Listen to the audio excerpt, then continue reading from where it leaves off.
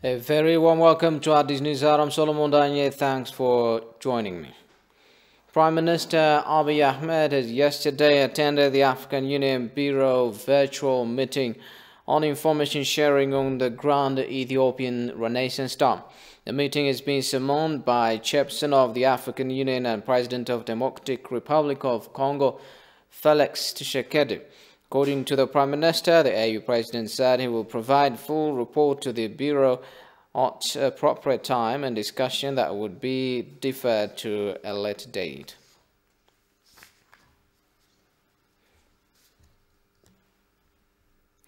The National Electoral Board of Ethiopia disclosed that activities are well underway to help constituencies deliver preliminary results of the election within the next 2 days.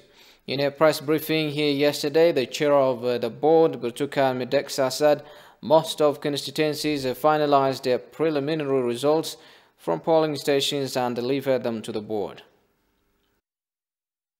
All constituencies are going ahead with tabulation, and one constituency in Addis already done with the tabulation, and they already made the preliminary results public, and about 4 constituency in Gambela, and 3 regional council constituency in Benishangul, and 2 HOPR or parliamentary constituencies in that same region, Benishangul. They managed to announce the result. They are done with the tabulation. So basically, almost all the constituencies are working on the tabulation. Only one constituency didn't get a couple of didn't get the documents from a couple of polling stations. That's in Amhara, and another one in Afar. Otherwise, all the constituencies got the required result documentations from polling stations. They have embarked on the tabulation process. But Burtukan nevertheless added that polls in the Amhara and Southern Asian nationalities and people states have been surrounded by irregularities, citing complaints filed to the board by some contesting parties. She reiterated that there will be mechanisms to address these complaints, including recounts at the constituency level. Complaints submitted by political parties. Unfortunately, there are too many, but some of those issues, legally, we're supposed to be submitted at the lower level of our structure, and some of the issues, there are irregularities, but not irregularities that could affect the result or the credibility of the process. So definitely we will address those issues as well and respond to the complaints, but that would not be a priority. But there are some major complaints. Many of them come from focus on the SNNP region, and the other one is Amhara region. So we will filter and we'll try to see whether the allegations are corroborated with relevant evidence. So if there is any discrepancy or legal issues, there could be some decision we got to make in terms of rerunning the election in that specific district. Feedbacks from civic societies and international observers such as the Eastern African Standby Force Election Observation Mission, African Union Election Observation Mission, and the Coalition of Civic Society Organizations for Election and Women Lawyers Association have eased the board's burden, she said. 3 teams of observers, 2 international and 1 national, which is a coalition of almost 176 civil society organizations, issued a preliminary statement, on their observation. We are glad as an organization.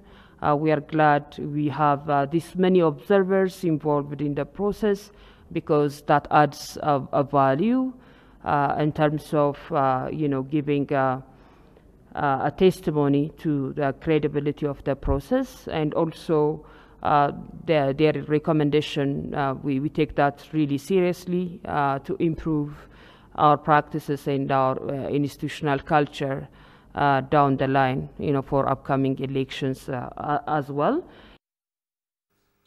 Preliminary results being issued by constituencies can be taken as information till the board officially announces the final result report. The board, she said, discourages any one party or individual to post results or claim victory until it announces final results, adding that doing so is illegal. As Ethiopia finds itself in the midst of vote counting and certifying results, various scholars continue to reflect on the election on Monday the 6th since 1995. Media and conflict resolution expert Ida Gashaw told ETV that the peaceful completion of the election is a clear testimony that Ethiopia is on the right track in the democratization process and widening the political space. Allah Taklamaram tells us more. In an exclusive interview with ETV English, media and conflict resolution expert Ida Gashaw mentioned her observation about the election process, calling it fair and transparent.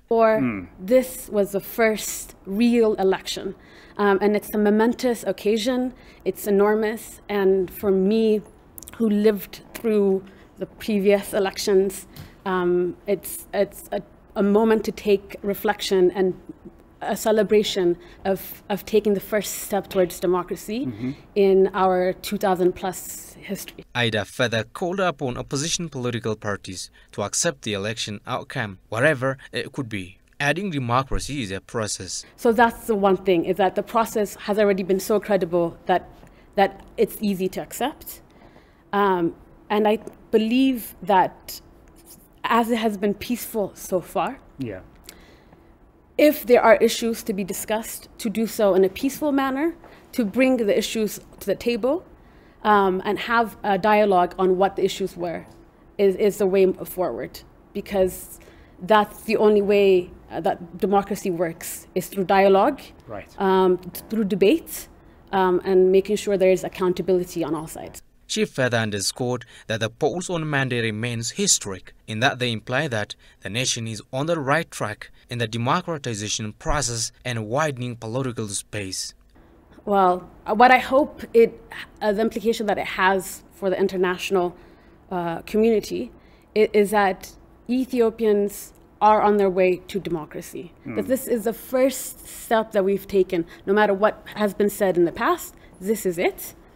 That no matter what issues we have internally, that we're working on it to make sure that at least the Ethiopians are sending their representatives to parliament, so that the Ethiopian issues are being discussed by who they chose, which is the bedrock of democracy. So that's what the implication I hope the international community is getting. Ida also told ETV how biased and partial the Western media outlets remained throughout the process. The Minister of Foreign Affairs says the peaceful electoral process proved that doomsday prophecy is wrong. In a press briefing here yesterday, it said Ethiopians have shown their unwavering commitment to decide in which track the country shall proceed. The huge voter turnout is a testament to the people of Ethiopia's commitment to take matters in their own hands. The Ethiopian people have spoken that they need peace, the ministry said. You know, the election, the sixth national election has taken place in Ethiopia only this week. As you have seen, the turnout was massive, in contrast to the speculation of some pundits that maybe this election won't see a massive turnout. People are also very much disciplined. This is also in contrast to some doomsdayers who were wishing violence to take place after the elections. Media coverage was wide. I think most of you have been, in one way or another, have been covering it. There were both domestic international observers who have seen it, and it was a kind of unique type of elections that we have had in the history of our nations. The African Union, the African Commission's election team also has observed it. This team was led by President Obasanjo, former president of Nigeria. Yesterday, I think only yesterday, they have given a statement on what they have seen. They have expressed the fact that this pre-election and election processes were orderly, peaceful, and credible. Whereas a delegation comprising officials from the Ministry of Foreign Affairs of Ethiopia and other relevant government agencies has left for the Kingdom of Saudi Arabia to discuss the situation of Ethiopian migrants in the country, as to the spokesperson. We have sent a huge delegation, a delegation composed of various stakeholders, went to Saudi Arabia, is in Saudi Arabia right now, to create conducive atmosphere for the repatriation of our stranded compatriots in Saudi Arabia. The Ethiopian National Defense Forces dismissed claims of victory recently announced by the TPLF as baseless. Briefing journalists here yesterday, the ministry made it clear that there is no tolerance for anti-peace elements creating havoc in the state of Tigray. The ministry further said it will remain vigilant in its struggle to ensure peace in Tigray by wiping out the remnants of the TPLF. Take a look. In a press briefing here today, the ministry unmasked the TPLF's claims of victory as fabrications meant to create havoc.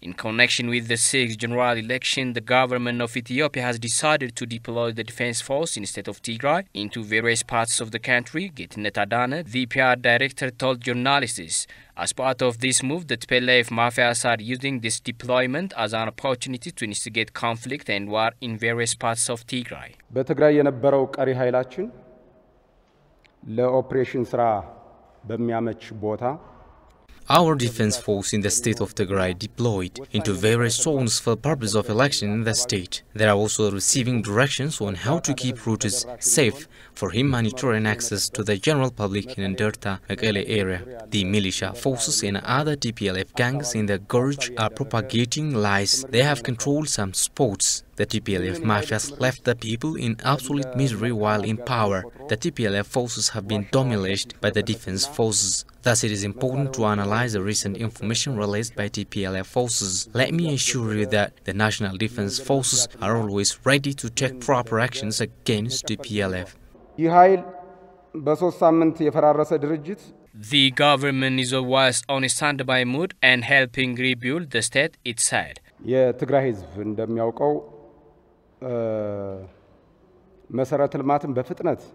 The Tigrayans know full well how the government is undertaking infrastructural facilities as well as other services within a short period of time. We have a message to all Tigrayans to work cooperatively with the government to restore peace and help wipe out the group. According to Getnet, the National Defense Forces are taking proper airstrike actions based on scientific evidences near Mekele town.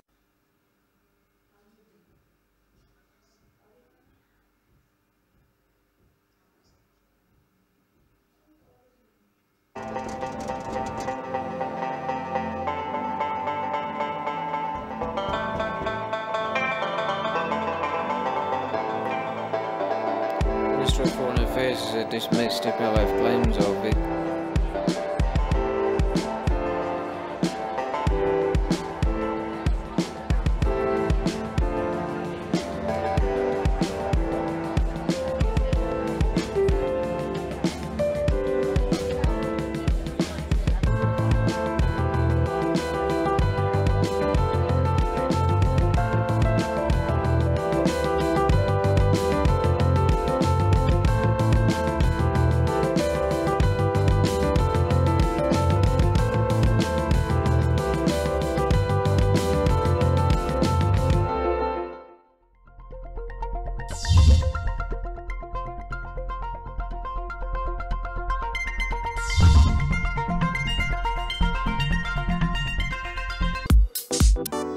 Welcome back. You're watching Addis News Hour. The Ministry of Foreign Affairs dismissed TPLF claims of victory in some spot of Tigray, hitherto considered as strongholds of the Ethiopian Defense Forces. Briefing journalists here yesterday, a spokesperson of the ministry, Dina Mufti, said reports being echoed by the international media and some Western allies of the TPLF are meant to deliberately undermine the credibility of Ethiopia's election. With more on this story.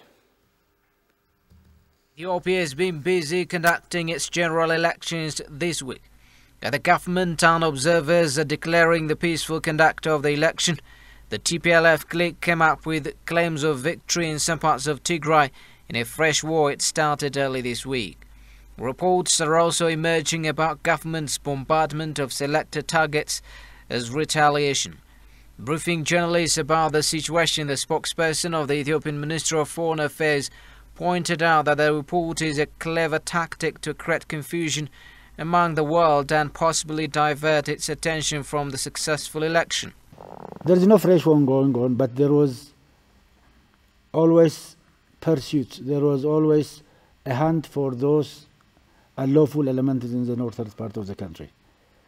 Their hideouts are sometimes searched by the military, and whatever happens is actually searching them out and is flashing them out from where they have been hiding. And this is what is taking place. Otherwise, the government doesn't target any civilian. There is no any civilian targeted. When Ethiopia has conducted these historic and great elections, these forces who have been crying about what is happening now have never even made a reference to that election, which millions have come out and cast their vote for. Why is that? Why double standard? Why disrespect? Why they cry about those things? Why they create stories now? Why they didn't do it before it?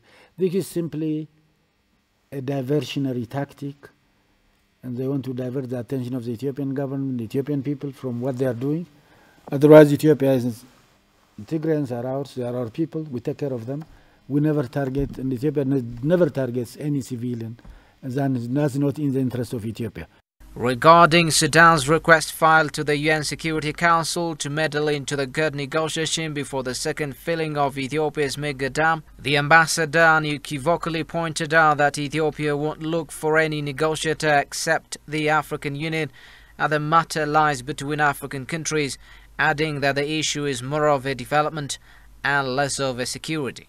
Why need to take the issue to the Security Council while our continental organization is effectively dealing with it?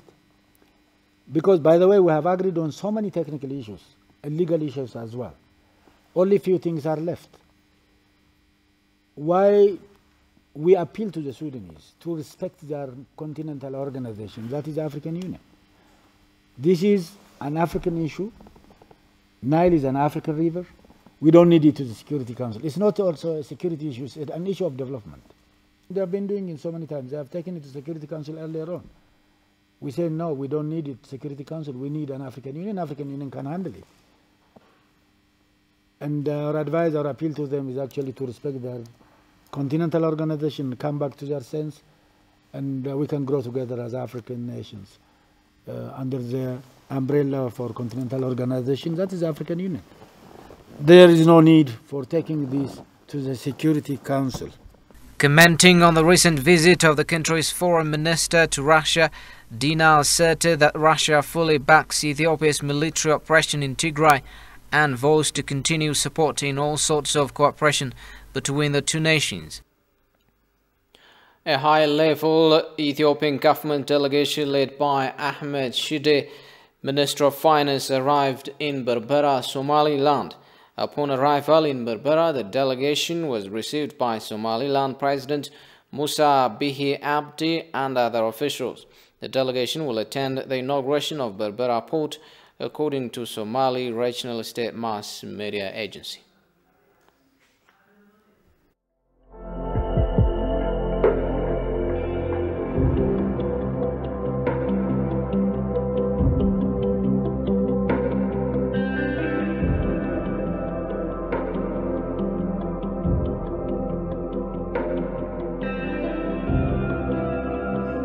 is now up to Egypt to come on board and agree with us that we are going to share these waters. So Ethiopia is basically saying, rain falls onto the ground, forms a river, we just want to use it to generate power.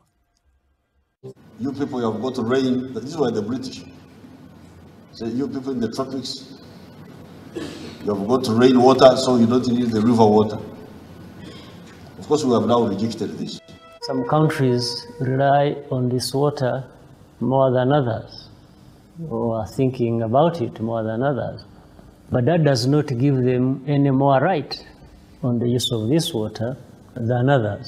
The colonial agreements cannot be accepted as valid anymore. ህዳሴ ዛሬም በተለያየ መንገድ የሚደረግ ማንኛውም የቅኝ ግዛት እሳቢዎችን የማናስተናግድ በአፍሪካ ነፃ የሆነች ሀገር ብቻ ሳይሆን በአፍሪካ ነፃ ሆና የምትቀጥል ሀገር መሆኗን የምናረጋግጥበት ፕሮጀክት ነው።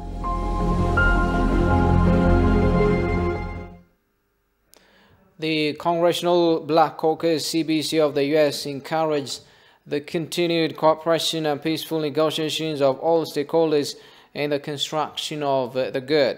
These negotiations should be based on mutual benefit, good faith, and the principles of international law.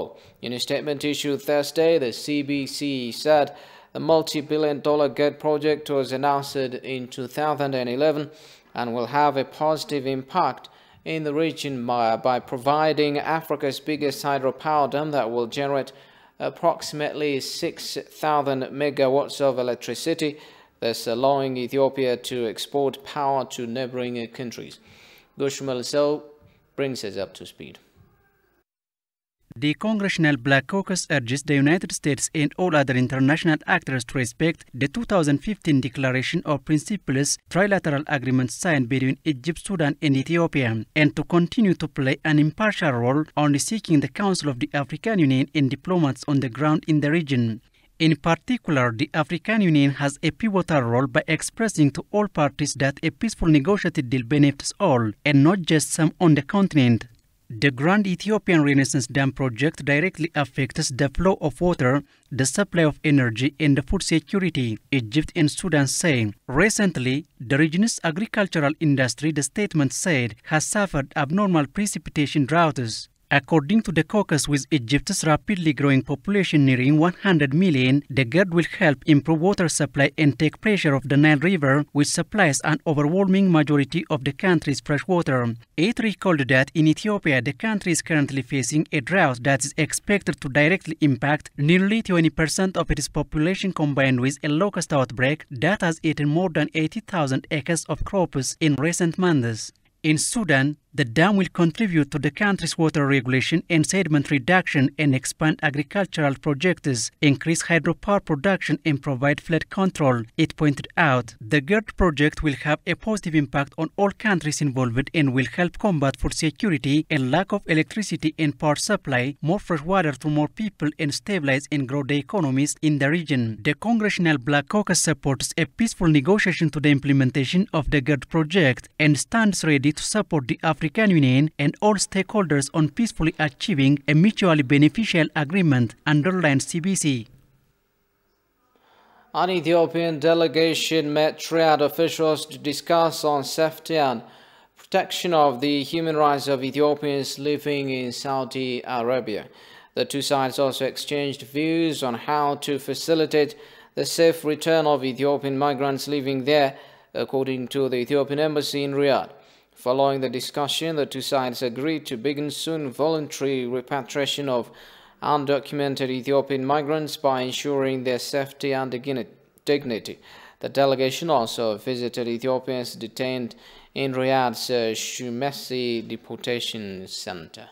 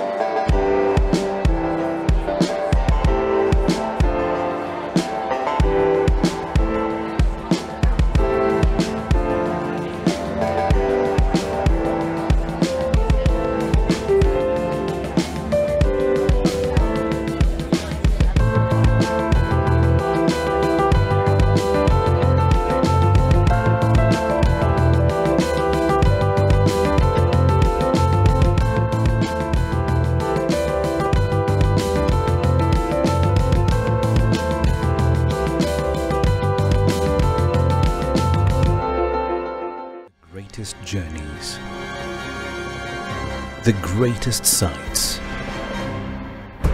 the greatest adventures. We're your passport to the wonders of Africa. To bring you stories of struggle, survival and hope.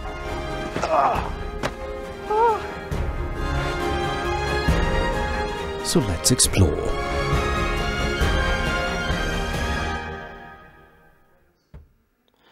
This is Addis News Hour.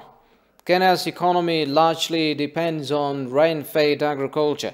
There are fears, though, that illegal charcoal burning now poses a threat to food production and export. Gushmal Zosmo from CGTN.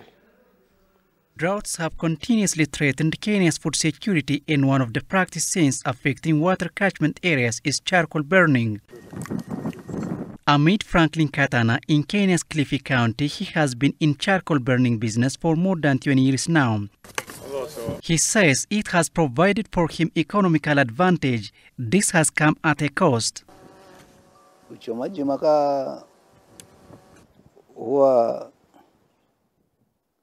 Burning charcoal is very dangerous to one's health because of the dirt, and we sometimes get respiratory diseases. I don't have any job. This is what I depend on. It helps us with food, clothing and schooling our children. We fall sick most of the time, but we always come back here to the bushes after receiving treatment. The authorities come here and arrest us, but once we come out of custody, we continue burning charcoal.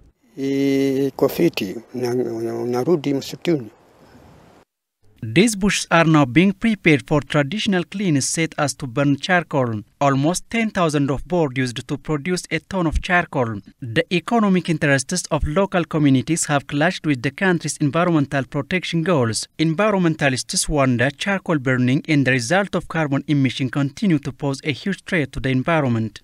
Carbon is one of the great contributors to global warming. Yes, we have other gases. We have carbon, we have methane. Methane is the most dangerous among all the other gases, but carbon is the most dangerous because of its volume. But in terms of size, and it's dangerous in terms of size, methane is the worst. When you come to charcoal, charcoal contributes to carbon monoxide, and it has a carbon element, even the carbon dioxide here. So when you're talking about charcoal element, people who actually end up using the charcoal, one, they'll end up having health issues, respiratory problems due to breathing in this carbon. Also, they'll have problems of eyesight, all these problems. And compounding to this, they'll have problems of global warming because this carbon actually contributes to the greenhouse gases. Before we go,